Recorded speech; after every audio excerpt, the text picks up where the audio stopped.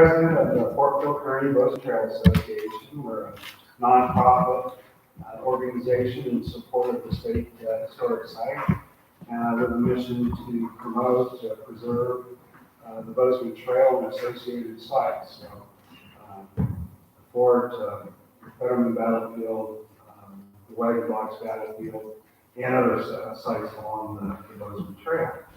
So, I'd like to do a program today with a brief history or overview of the Bozeman Trail. We'll highlight a few of the primary players in that brief history, and then we'll talk a little bit about our initiative that we started about a year and a half ago to seek listing of the Bozeman Trail as a National Historic Trail.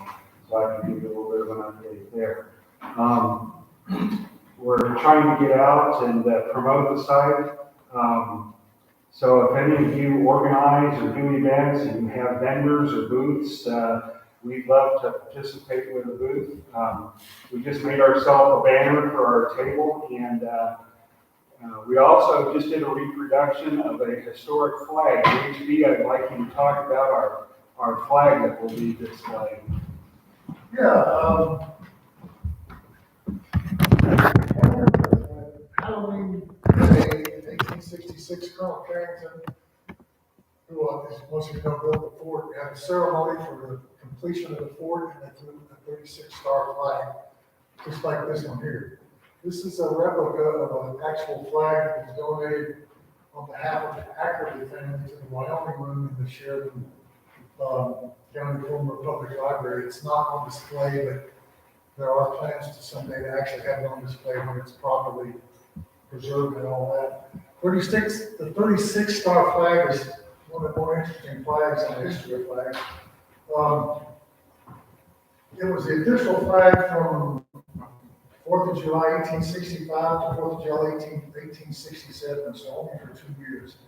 And that was as a result of Nevada joining the Union, which took place in October of 1864. But they didn't create a flag until following 4th of July.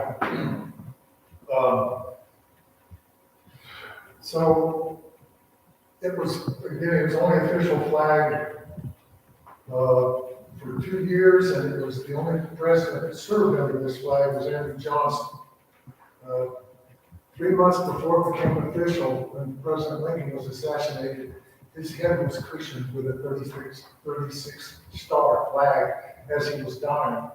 I don't remember where that actual flag is, but it has been authenticated by DNA as the actual flag that he rested his head on. This is just a replica of it, that 2 replicas of it made, and hopefully one day we'll all be able to see the actual one and share it. Thanks, HB. So we'll start our journey. As far as the National Historic Trail effort, I'm presenting for 2 organizations, our Kearny Bozeman Trail Association and we're partnering with Our Montana, a nonprofit organization in Montana. And as you know, the Bozeman Trail runs from Wyoming up to Virginia City and Montana. So some of the efforts that we've gone to, they are duplicating on the Montana side. Well, why the Bozeman Trail? So gold discovered in Montana in 1862. And in spring of 1863, a group of miners were looking to pan on the Yellowstone. They saw a pretty good contingent of Cheyenne warriors, decided that they would avoid them, and they went down south on Alder Gulch. And on May 26th, Bill Fairweather and Henry Edgar and some other miners hit gold. So they were pretty excited. They decided to go into the nearest settlement. But they said, if we go in to buy supplies, don't tell anybody that we found gold. So they went into town and they started spending gold dust.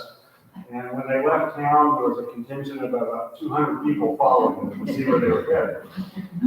So they finally stopped and said, okay, the jig's up. So when we get there, we're going to make our claims, and then you all can make your claims. So that's how it started around Virginia City. So a typical boom, mining gold rush boom town. So Virginia City started by 1865. 2 years later, there were about 10,000 people in the area. The first stage line, the first bank, the first temporary territorial capital, and all the other businesses and accoutrements from a mining boom town. Not long after that, the gold played out. The railroad didn't go to Virginia City, and so by 1870, there's only less than 1,000 people there. So the big boom and the bust. But for that short period of time, everybody wanted to get to the gold fields around Virginia City. So they needed a route to get there. Jim Bridger established a route taking off the Oregon Trail to the west and then going up to the Bighorn Basin, which was a good route, but it was dry. There wasn't a lot of forage. There wasn't a lot of water for livestock. So it was a tough one. But he said he thought that was probably the best and safest route. Enter John Bozeman. John Bozeman, an interesting character, a brief, shiny lifetime.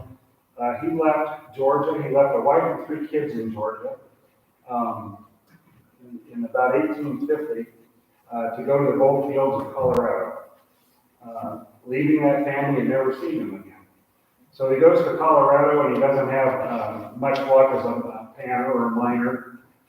So in 1862, 1863, he hears about the gold strike in Montana and he heads up to Virginia City. Well, he doesn't have any much better luck being a gold miner there. But he and his partner, John Jacobs, decided maybe they could make more money guiding hopeful miners to the gold fields rather than trying to do it themselves. So they decided they wanted to create a shorter route to get from the Oregon Trail by Casper up to Virginia City. So in the spring of 1863, they head south to Virginia City and identify a route that they want to take. It's about a 535-mile shortcut from the Oregon Trail to the gold fields. Plenty of water, plenty of forage for the animals to graze on. So knocking a significant amount of time on travel to get to Montana and more resources, more grazing, more water. Of course, they weren't establishing a new trail. What they were really doing was following trails that had been used for millennia by the indigenous American Indians. Different tribes have different names for this trail. This could be the southern portion of a trail known as the Great North Trail by the Blackfeet. The Crow had a name for this trail, which would roughly translate as the trail that goes south. One of the famous archaeological sites right along the trail is the Anzac Child Burial, which is about 12,600 years old. So don't know if those two things are specifically related, but the point is that the American Indians have been using this route for trade, for hunting expeditions, etc. for millennia. Anyway, they get down to Jacobs and Bozeman, get down to Deer Creek Station on the Platte. And so over 3 to 4 years, 3 or 4 routes, one in 63, one in 64, a military route established from Fort Fetterman in 65, basically following the same trail corridor with 3 different starting points at the south end, all going to Virginia City.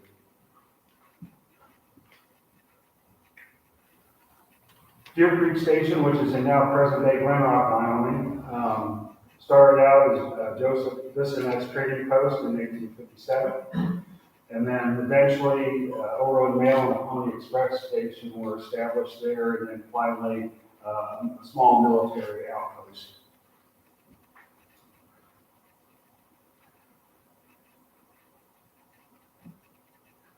In 1863, then Bozeman and Jacobs collect up some people who want to go to Montana, and they start a wagon train, and they start from Deer Creek Station at present-day Glen Rock.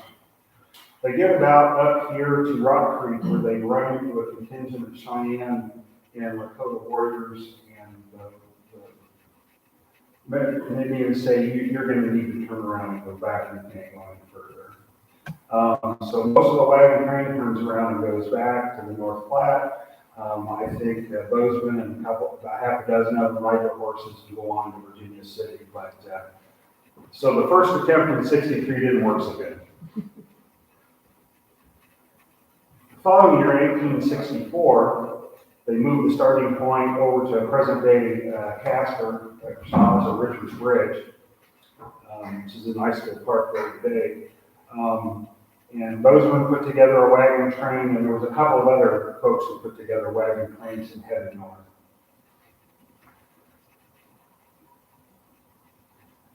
I had mentioned Jim Bridger earlier. Bridger had cautioned anybody that would listen to him that even though it was a shorter route, that it might not be wise to take this route. Primarily because all the land north of the Powder River Basin was given to the tribes under treaty, so it was Indian land that they could be trespassing. Bridger said, you're going to have some problems if you try to go through there. Which they did. And it resulted in a number of skirmishes. Of course, the American Indian folks saw the miners and settlers as trespassers. And it was a very dynamic time during that period for the tribes as well, under the Laramie Treaty of 1851, also known as the Horse Creek Treaty. Primarily the Powder River Basin given to the Crow, with the Arapaho and Cheyenne to the south and the Lakota to the east. But by 1862, 1863, the Lakota had pushed in and pretty much pushed the Crow north of the Yellowstone. Very dynamic. And this was primary hunting ground for all the tribes. This is where the big bison herds were. And so this was the core of their territory. As a result of the conflict that started to happen, the U.S. military decided that they needed to protect the travelers, so they built two new forts, Fort Kearny here and Fort C.F. Smith to the north, just across the Montana border, and resupplied Fort Reno. And then over the next few years, many battles between the Army, the settlers, and the tribes, and three major battles: the Fetterman Battle in '66, and then the Hayfield Fight and the Wagon Box Fight the following summer in '67. So three major battles.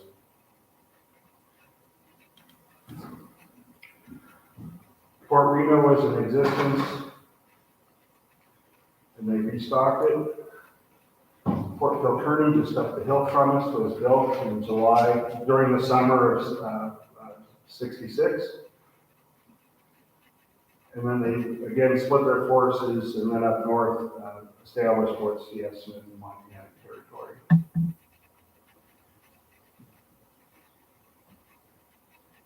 This time period of conflict has been commonly called Red Cloud's War by some historians. And there are a number of things that coalesced the tribes and precipitated the resistance to the intrusion.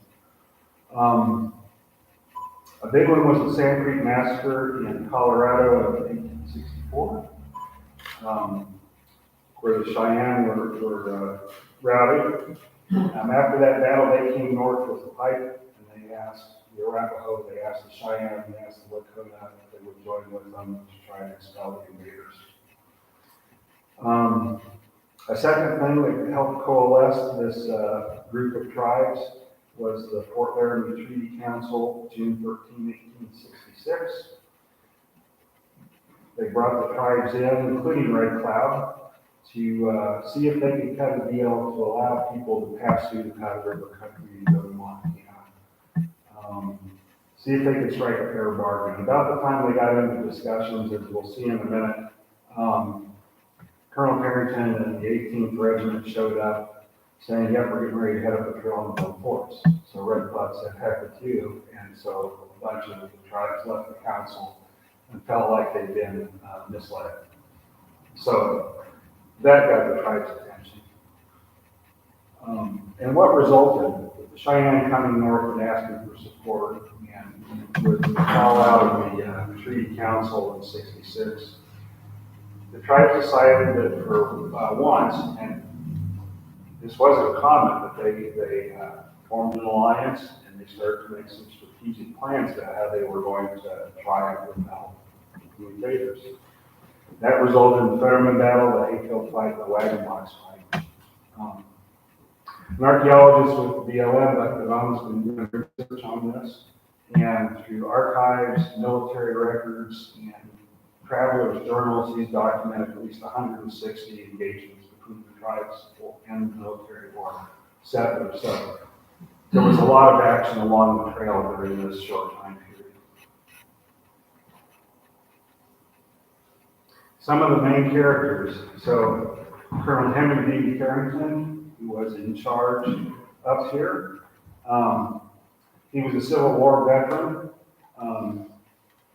He was in Ohio and Indiana, and he was charged with recruiting recruits, outfitting recruits, and getting them to the theaters of war. He was very successful in that. As we'll see, his junior officers here at Fort Phil Kearny didn't have a lot of respect for him. One of the reasons that they brought up was that, well, he'd never been in actual combat. He was a desk general. But after the Civil War, he took a commission as colonel and was given command of the 18th Infantry to come out here and build the forts to protect the Bozeman Trail. And as I mentioned, so they started out from the east, and then from Fort Kearny, Nebraska, they headed to Fort Laramie. And as I mentioned, they hit Fort Laramie at the worst possible time, which was during the Treaty Council, and said, "Yep, we're headed north to build forts." So,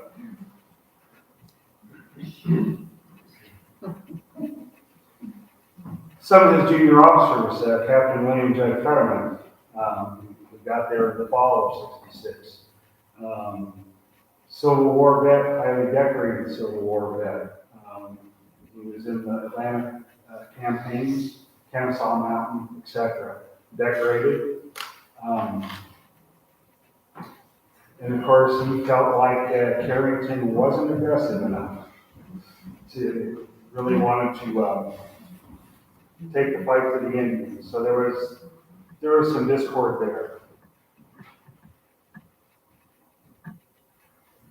Lieutenant George Washington Grummond, another controversial figure from the Civil War, highly decorated, but known to be rash, make rash decisions, when charging up Kennesaw Mountain in that Civil War fight, and he hadn't been stopped by loss of his command. So very brave, but also ended up getting court-martialed, concerned with drunkenness and abusing his junior officers. So a controversial figure. He and his wife got to the fort that fall of '66.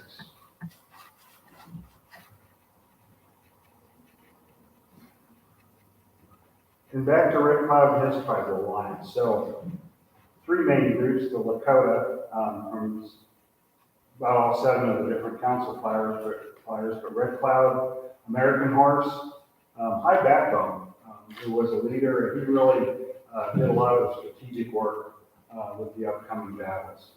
Young up-and-coming warrior named Crazy Horse, Black Shield was another. Among the Northern Cheyenne Bone Life, Little Wolf, and contingent of their Crazy Dog Society were instrumental in the engagements that happened here. And among the Northern Arapaho, Black Hole and Eagle and Little Chief were primary leaders.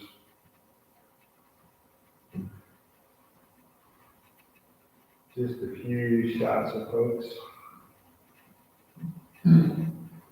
It was a real change in warfare for the tribes and how they approached the military. As you know, warfare among the Plains tribes was a very individualistic endeavor. It was showing their prowess, showing their individual bravery. There were many times during the Plains war conflicts where a tribal contingent may have a perfect trap set, and then some young warrior would jump the gun. Just couldn't wait, had to go. So in this instance, during this time period, there was coordination between the bands and the leaders. A wolf with all night from northern Cheyenne.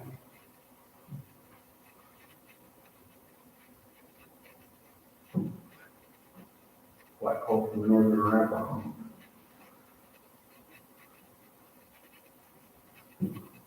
And Little Chief from the northern Arapaho.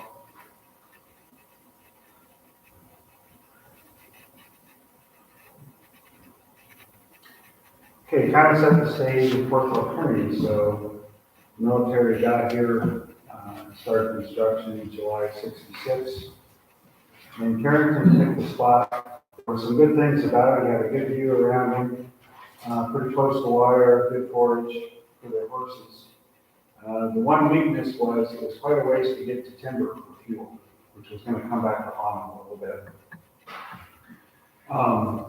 And the tribes would start attacking and harassing the wood trains. So they send the wood trains out from the forts up into the mountains to collect fuel. And started to harass the wood trains. And then they said, you know, if we could just get them to chase us over Lodge Trail Ridge, we have them where we want them.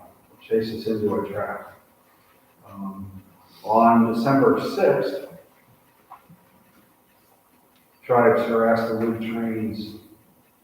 Mounted soldiers came out, and Grumman broke free and started for the group, and started chasing some of the decoys. And Harrington and Fetterman kind of saved bacon for several of the troops that charged ahead to follow the decoys. So they had the military had a narrow escape on December 6th. It almost worked with the tribes. So on then December 21st, same scenario, harassed the wood trains, and Carrington said to Fetterman, I want you to go relieve the wood trains and protect them. And what witnesses said was that he then said, under no circumstances should you chase them over Lodge Trail Ridge, is one account. Grumman said he wanted to go with him, so Fetterman and Grumman headed out with 79 soldiers and 2 civilians who wanted to go along. And they went to relieve the wood train. The day before, the tribes had come south and basically shared a huge encampment up here. And they stopped the plan, and before they made their plan, they sent a medicine man, for lack of a better word, named Crazy Mule out. Crazy Mule went out in front and watched and asked for a vision, and he came back and said, well, I have 5 soldiers with me, I have a handful of soldiers. And the leader said, no, that's not enough. Not enough. Go back out. So Crazy Mule went back out and he looked for a vision. And he finally came back and he said, I've got 2 handfuls of soldiers. And the leader said, no, that's not enough. So he went out a third time and had a vision, and he came back finally and said, I have 100 in the hand. And so they said, that's enough soldiers. And as I see, the tribes know this upcoming battle is the battle of the 100 in the hand.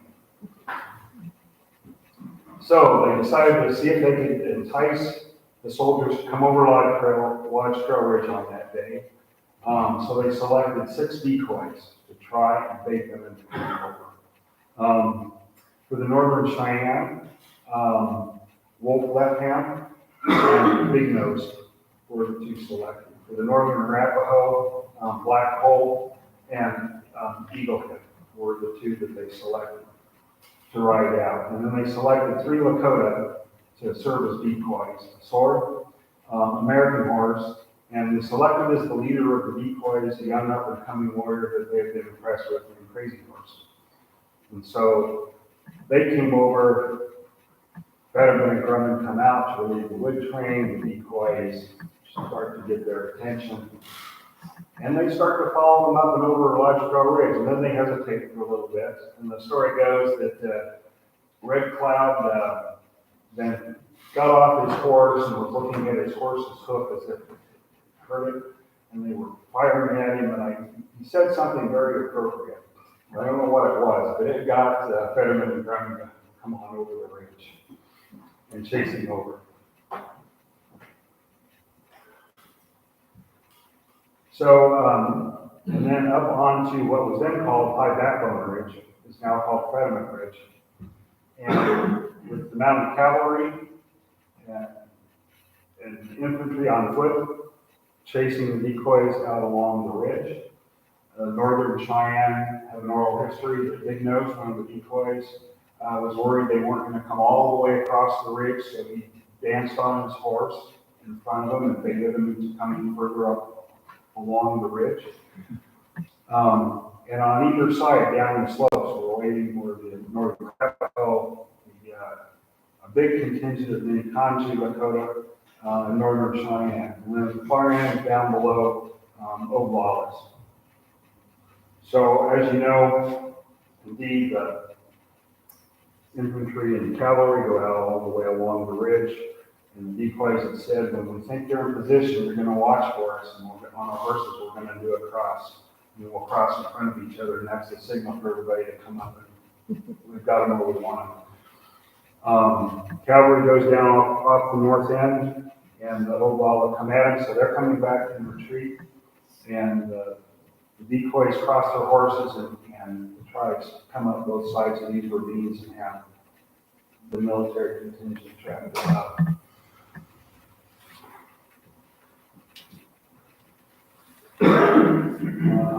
Looking back, so they retreated. The last contingent of soldiers probably fell right about where the monument is today. The battle itself, I think, from what I read in history, might have taken about 40, 45 minutes, something like that, but not very long. The civilians, and then all 81 of the contingent were wiped out. Don't know how many casualties the tribes had. One problem they did have with people coming up both sides of the ravine, they did catch some friendly fire, in addition to the soldiers' fire.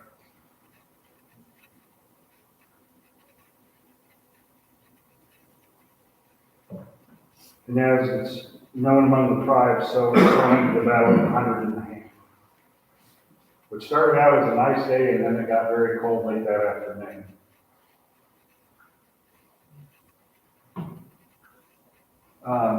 Can't tell that story without the riot of Portuguese Phillips.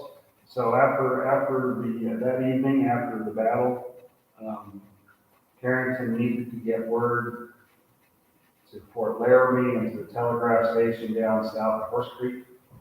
And Portuguese Philip volunteered to ride south with news of the battle and the loss by the military. He was born on Pico Island in the Azores, and at the age of 18, he hopped on a whaling ship and made it to San Francisco. And then finally to the gold fields of Colorado, the gold fields around Virginia City, and then landed at Fort Kearny in the fall of '66. And was working as a civilian contractor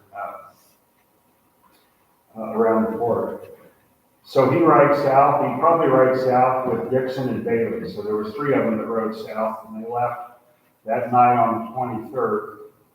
They got to Horse Creek the morning of Christmas morning on the 25th, and delivered the message that the great loss in battle. And then he rode on to Fort Laramie, and he got to Fort Laramie about 11 in the evening on the 25th. And at that time at the fort, they were having a grand Christmas ball.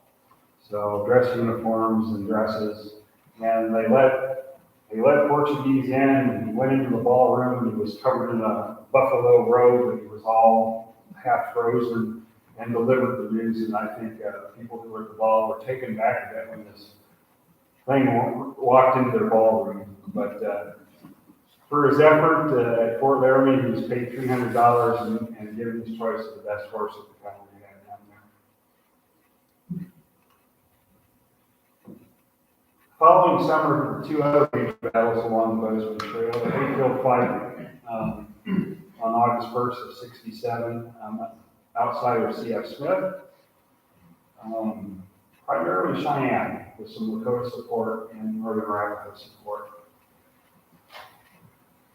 where they surrounded a hay cutting crew. 23 soldiers and 12 civilians killed, or 3 soldiers killed and 5 wounded, and 2 tribal fatalities unknown. And then the following day, the wagon box fight down here. So the tribes really coordinated. He said, you hit C.F. Smith and we'll hit the wagon box. So some incredible logistics over space. On August 2nd, the following day. This time the soldiers had the Allen modified rifles, so they were no longer single, or they could reload real fast. And so when the tribes charged and the soldiers fired, they said, okay, now we got them. They're going to have to reload those old spring shields. And so they were shocked when the second round came from the soldiers pretty quickly. Again, high back on, his son Hump. They had started the day with a crazy horseman contingent harassing the wood train pretty close to the wagon box encampment.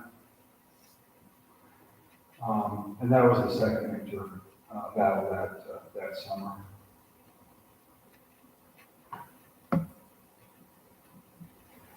So after 2 years of battle and the big Fetterman disaster as far as the U.S. military was concerned, the wagon box fight, continued harassment of the wagon trains, the military finally said, that's it, we've had enough.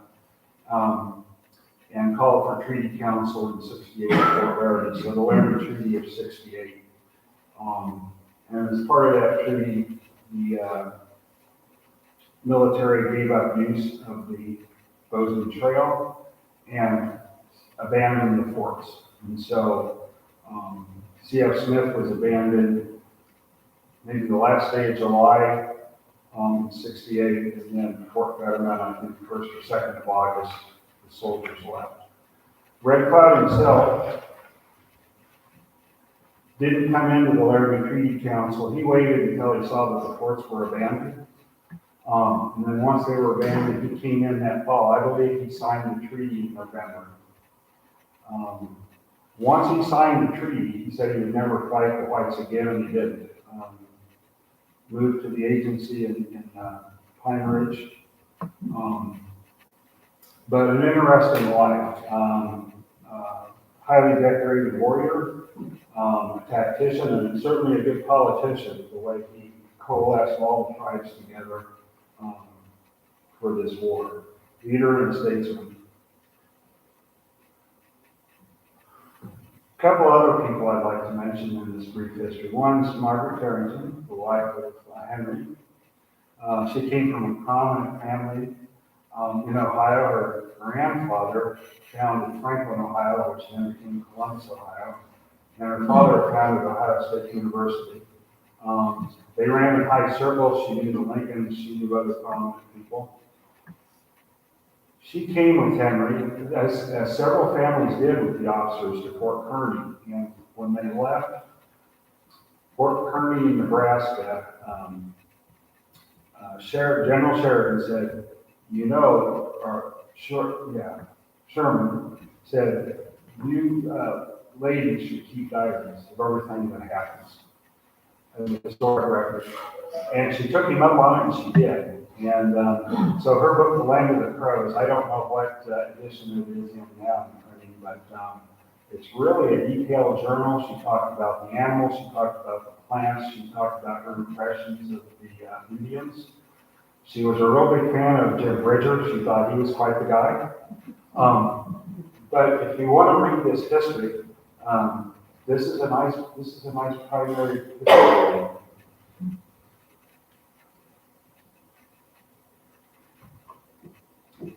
Also, Frances Grumman Carrington, the wife of George Grumman, When they arrived in Fort Kearny that fall, she had just become pregnant.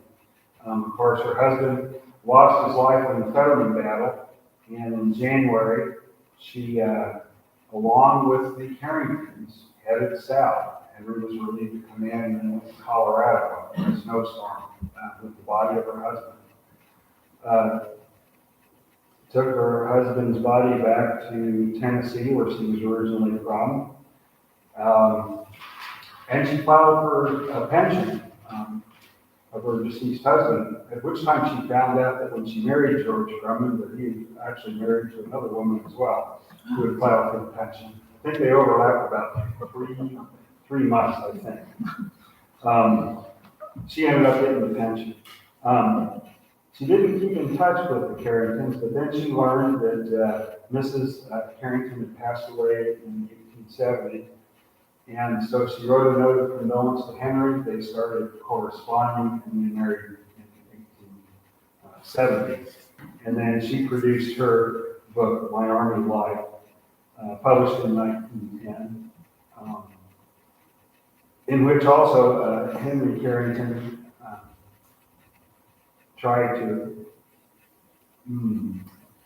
cleanse his name in the historic record. He was blamed for sending Fetterman and Drummond over the ridge, and so he took the opportunity in her book to try and set the record straight. But we rarely talked about the women in this history, so here's two ladies who took a lot of good notes. It would be wonderful to get some oral histories from the American Indian women as well that were here in this piece. In 1908, the community of Sheridan had a dedication and an anniversary for the Fetterman Battle Monument. Here they are on the parade grounds at the fort. And of course, right in the middle, waving his hat, is Henry B. Carrington, and then Francis Drummond Carrington with him. And then about 6 other survivors from the 18th Infantry. Obviously, they weren't soldiers who went over Lodge Trail Ridge, but they were at the fort. So kind of bring us up to today. You can drive north from Glen Rock or Casper on county roads, and in the pastures you can see remnants of the trail ruts.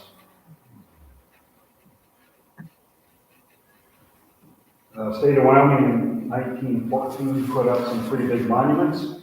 So there's about 2 or 3 of these along the Ross Road coming up from Glen Rock. And some signage along, this is along 387. Here's a little monument at Deer Creek Station next to Glen Rock. I was actually indoctrinated into this history before I even got to Sheridan. It turns out that my wife's grandparents owned Deer Creek Station. And so her and her brother were indoctrinated me years before. Of course, for Shada's Bridge. Little pullout at Fort Reno with some interpretive signing in one of the monuments from the state. A little pullout interpretive signing at the Crazy Woman Crossing, a battle that was pretty significant. We didn't even have time to talk about today, but you can go down south of Buffalo and east and stop at that site. Of course, Fort Kearny, soon to be remodeled. We're excited about that. Of course, the monument at Fetterman Battlefield. I can't show this slide now without relaying the story that was told to me. I wasn't there at the time, but for our association, we have an advisory board of people of knowledge, historians. And one of the people on the advisory board years ago was Bill Tallbold, Northern Cheyenne, the representative of Blue Feather, or Arthur Brady, who was at the Fetterman Battle. And he came up there to look at the sign, and he said, well, you got it wrong. And they said, what do you mean we got it wrong? I said, well, read the last line. It said, and there were no survivors. And he said, that can't be true because I'm standing here.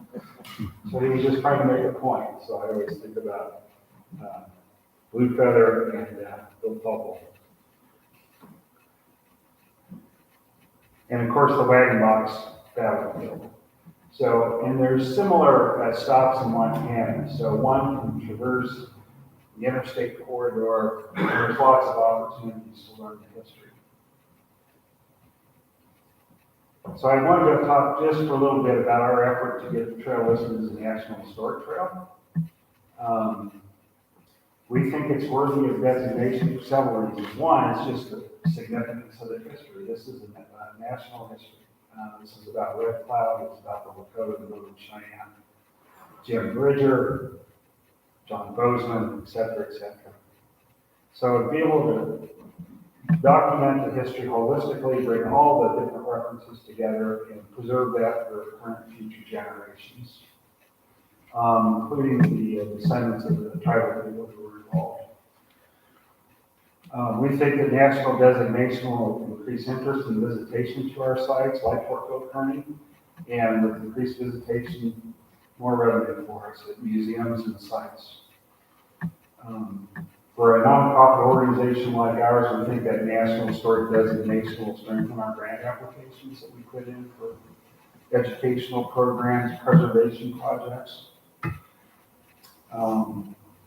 Between increased visitation and revenue, we want to enhance education and preservation, so we want to expand our effort and do better and more. And a big one that we've talked to some of our elected officials about, if we can get increased interest, increased visitation, we think that's going to benefit local economies, particularly our local communities out here, KC, Buffalo, Sheridan, Bighorn, etc. What we're really focused on for the national designation is being on the interstate corridor. So by designation, we're not suggesting we send visitors from the East Coast or West Coast up the Ross River out. We want to keep them on the interstate corridor to visit our museums and our sites. So this national trail thing comes in two stages. The first thing is to go to our congressional delegation in DC, and we ask for legislation for a feasibility study to determine whether the trail is worthy. Which I'll talk about in a second. If it's worthy, then we go back a second time and we ask for formal listing. So 2 steps with our congressional delegation. First asking for a feasibility study, second designation. So the feasibility study is done by the Secretary of Interior. Interior has a trails group that does these. They're based in Santa Fe with a few remotes. I talked to the person that works out of Salt Lake about this.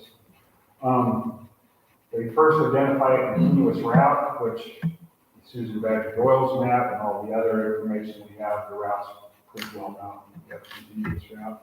Doesn't have to be intact. So when they say a continuous route, they do not mean a continuous line of trail ruts. It goes right through downtown Bozeman, Montana. It goes right down 5th Street in Sheridan. So there's going to be portions that have intact trail ruts, other places that are known from historic documents that are reliable. They'll say, is it nationally significant? And we know it is. There was a study done in 2002 called Classic Cultures by Park Service in Denver and by the Western History Association, they're academics.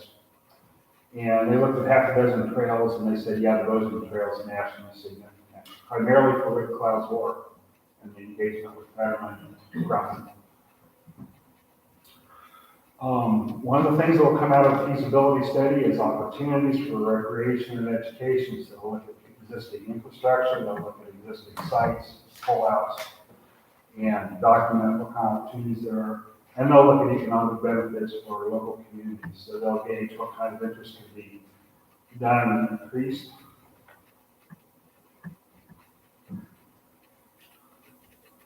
If they do a feasibility study, they have formal public meetings and a formal comment period. So it's an analysis. If they would have such a thing, we can learn specifics about what it means for national designation.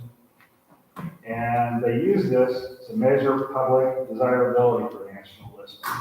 So it is a open and public process. If the team would find the Bozeman Trail suitable for national listing, the feasibility study doesn't result in a listing. We have to go back for a second piece of legislation. So it's not something that happens in the back room, it's all up and out. Our objectives, so our Montana and our organization, no land acquisition. Part of the National Trails Act talks about, is there opportunity for land acquisition? We don't want it, we don't need it. We want to draw people to our historic sites where we have public access. No federal overreach on private or state lands. As we've done outreach, people have had a concern, particularly landowners that have got portions of the Bozeman Trail on them. So what would happen if you would designate it? The Trails Act says no encroachment. The Bozeman Trail would only be managed on federal land. And we were also pointing to current legislation for the Chisholm Trail, which is in Kansas. They're at the second stage. Their feasibility study said yes. And so the legislation is on the floor of the Senate and the House for the national designation of the Chisholm Trail. I grew up in Kansas. Chisholm Trail goes through ranch country through the south half of the state. So they put additional language in the final legislation talking about protection of private land. So we think that's a good model for us. Their ranchers are on board with that kind of language.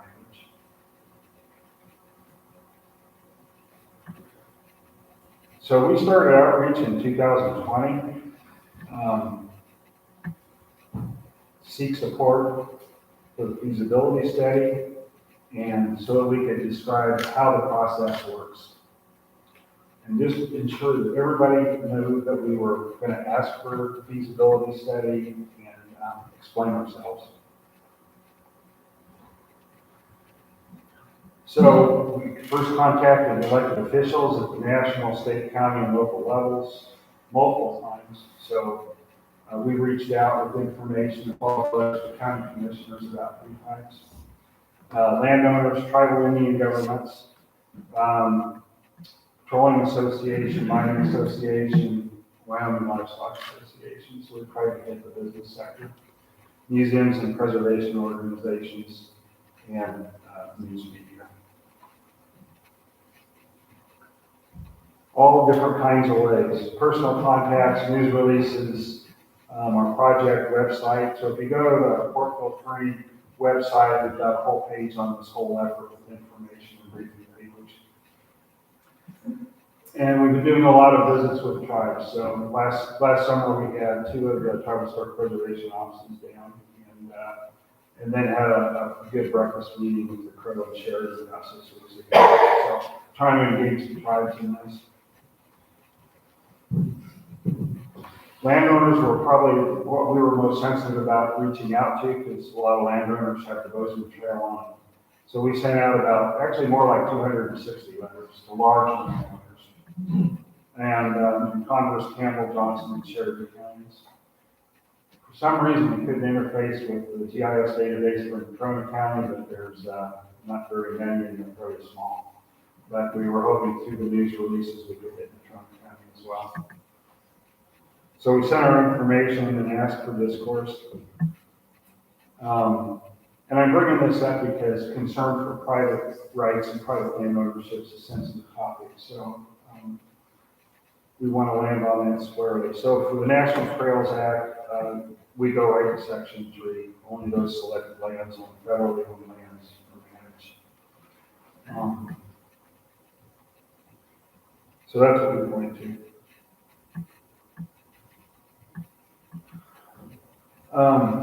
I'll summarize. I've gone probably too long, but how can people help us? Well, we'd like letters of support sent to our congressional delegations in D.C., or the CC to us, and possibly a CC to Governor Gordon. Just asking for the feasibility study and again, the feasibility study doesn't mean it's listed, so we're taking it a step at a time. And spread the word, tell people what we're up to. We set out some information on our national trail effort, along with some flyers on all the other programs we're going to be doing this summer. So spread the word. And we'd like to talk to anybody and everybody. I particularly want to talk to people who are concerned about it, worried about it, think it might be some kind of federal overreach thing. I'd love to talk to them. So again, for more information, go to our Parkville Kearny website and learn about our association, historic information, our National Trail Project. And on that website, there's sample letters for sending a letter of support, and also congressional mailing addresses. And if you have any final questions, don't hesitate to get a hold of me. And we set up a email just for our National Trail Project, so if you want to correspond with us, have us send you stuff, give us an opinion, ask a question, you can send it to Bozeman, nht@gmail.com, and we're monitoring that just for this National Trail effort. I guess in conclusion, again, thanks for coming today, a beautiful day. We request your support for our Bozeman National Historic Trail Feasibility Study. Regardless of how this project turns out, our association is going to continue our mission to support history in the state and locally and regionally. So, I'll stop. Thanks.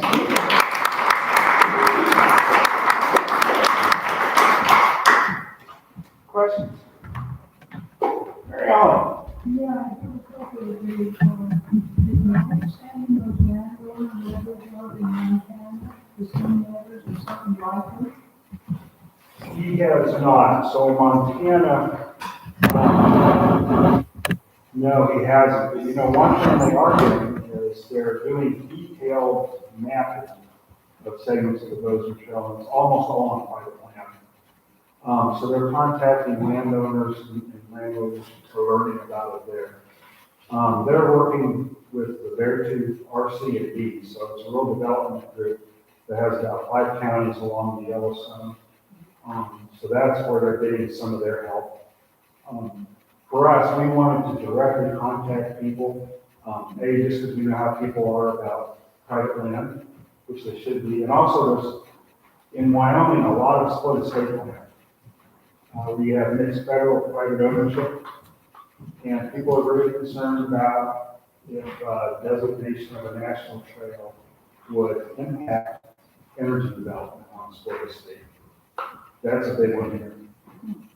What we pointed out to people on split estate is that BLM, who has the federal part, in their resource management plans already has protection measures in place for impact parts of the Bozeman Trail. And so, if we got national designation, those protection measures wouldn't change. So that's our message on the split estate. Yes, impact segments are protected right now. They'll be protected next year, and 2 years from now, it becomes a national historic trail. It's the same protection measures. So that's our message.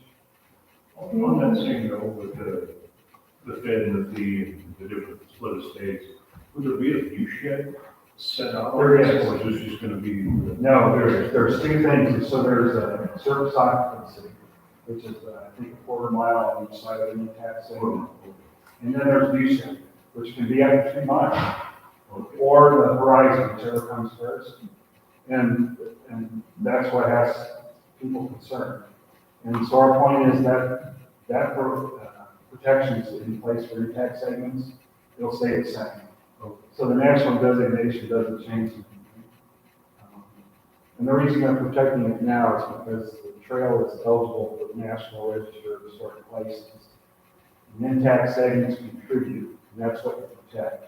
And there's obviously long portions of the Bozeman Trail that are in County Road or go through Bozeman.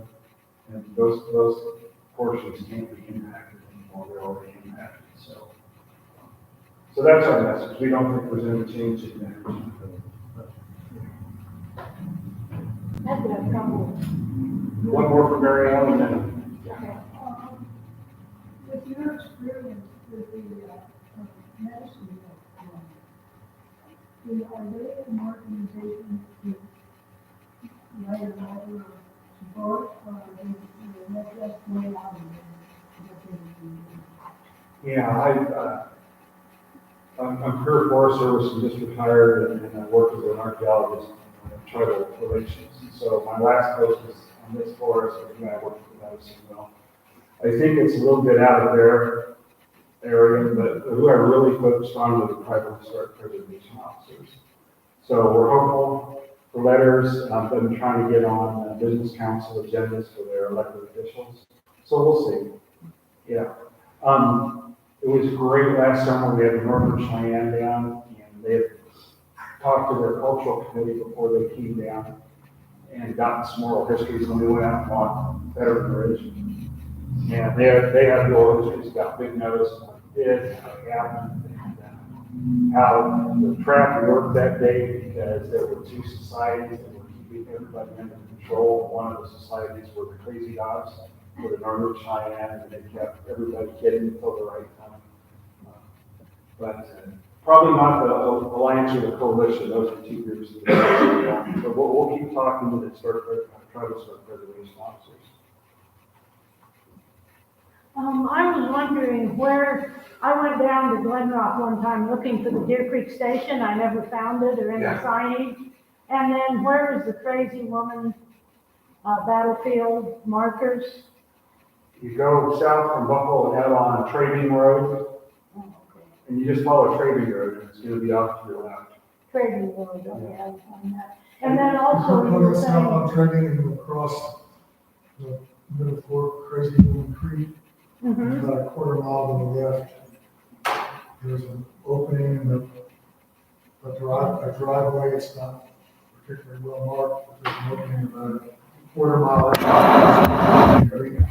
And there's markers back in there. Some of the information on some of those